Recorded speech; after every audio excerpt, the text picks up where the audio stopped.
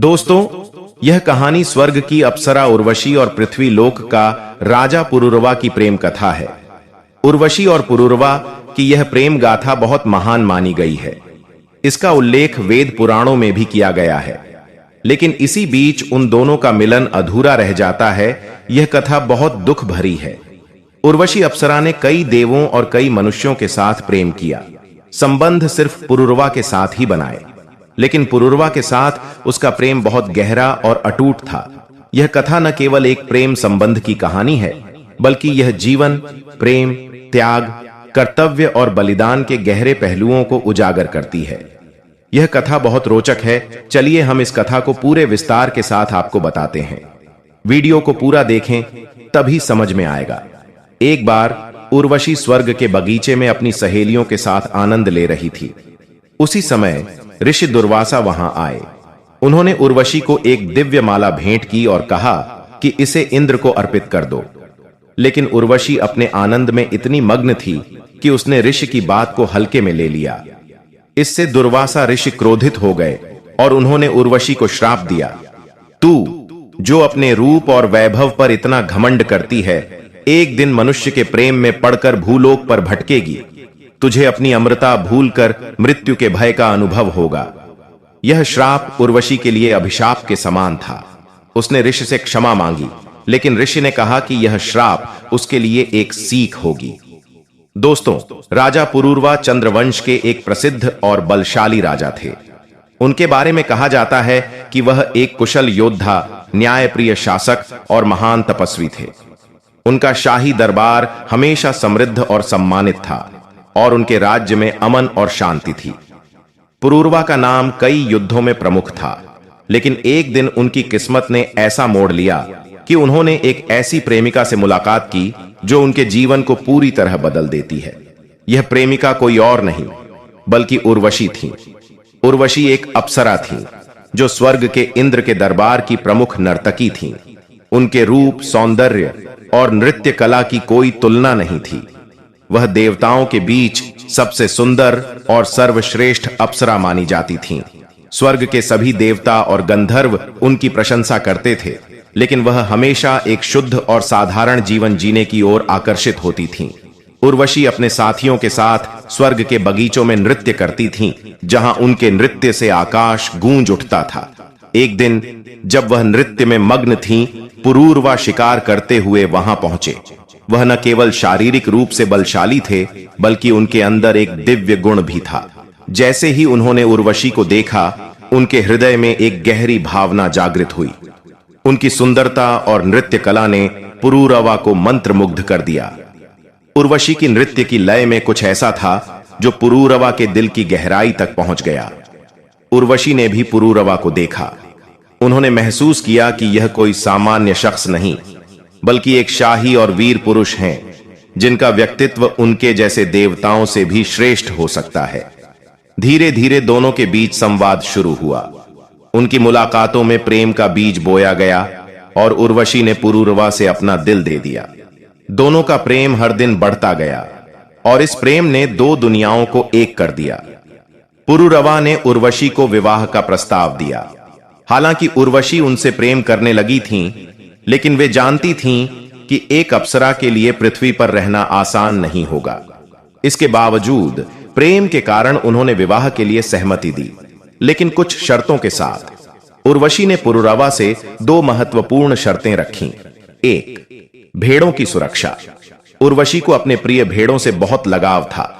उन्होंने पुरूरवा से वचन लिया कि वे उनकी भेड़ों की हमेशा रक्षा करेंगे और कभी उन्हें हानि नहीं पहुंचने देंगे। 2, नग्नता का नियम।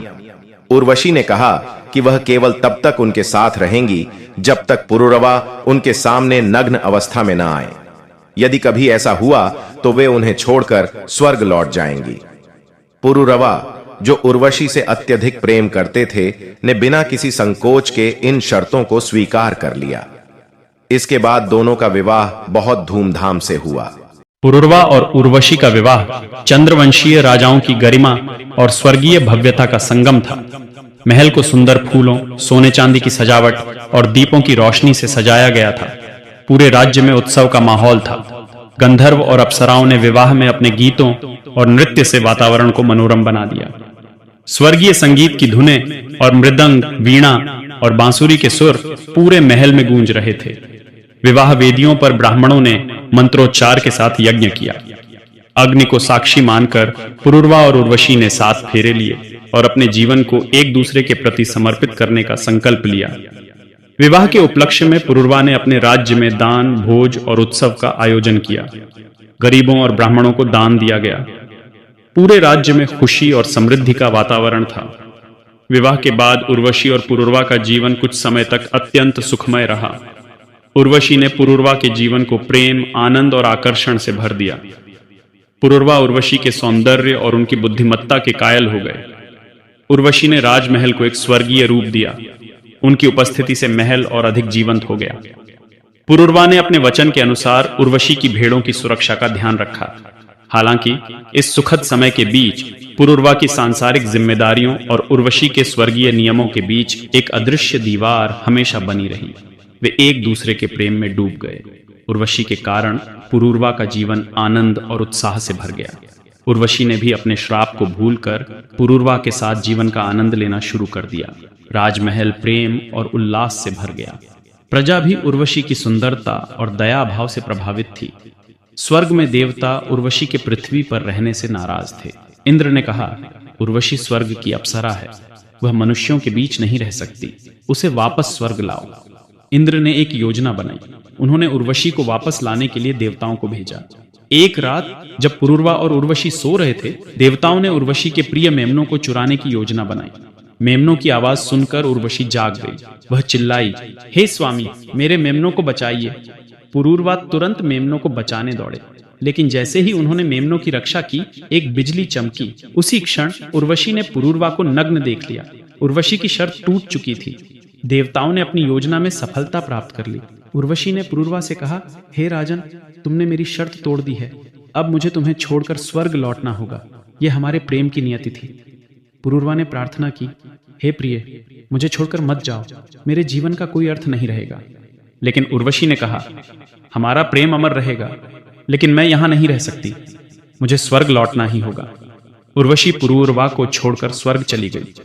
उर्वशी के वियोग में पुरूरवा ने अपना राज्य छोड़ दिया और जंगलों में तपस्या करने लगे। उन्होंने देवताओं से प्रार्थना की कि उर्वशी को वापस लौटने दें। पुरूरवा की कठोर तपस्या और प्रेम को देखकर देवता प्रसन्न हो गए। उन्होंने उर्वशी को एक बार फिर पुरूरवा से मिलने की अनुमति दी। उर्वशी और पुरूरवा का पुनर्मिलन हुआ, लेकिन यह क्षणिक था। उर्वशी ने कहा, हमारा प्रेम अमर है, लेकिन मैं तुम्हारे साथ स्थायी रूप से नहीं रह सकती। दोस्तों, इस कथा का यदि कोई भाग छूट गया हो तो कमेंट में बताएं, मैं उसके ऊपर एक वीडियो और बना दूंगा। कथा का संदेश प्रेम में त्याग। सच्चे प्रेम में केवल खुशी नहीं होती, बल्कि त्याग और बलिदान का भी स्थान होता है। नियति का महत्व। मानव जीवन में कुछ घटनाएं पूर्व निर्धारित होती हैं और उन्हें बदला नहीं जा सकता। अमर प्रेम, प्रेम आत्मा का मिलन है जो भौतिक सीमाओं से परे है। ये कथा हमें सिखाती है कि प्रेम की गहराई मानवीय और दिव्य सीमाओं से भी अधिक हो सकती है। अगर आप इस कथा को और अधिक विस्तार या चित्रण के लिए उपयोग करना चाहते हैं तो मैं आपको और मदद कर सकता हूं। आशा करता हूं जानकारी अच्छी लगी होगी। ऐसी ही और वीडियो पाने के लिए चैनल को सब्सक्राइब जरूर कर लें। धन्यवाद।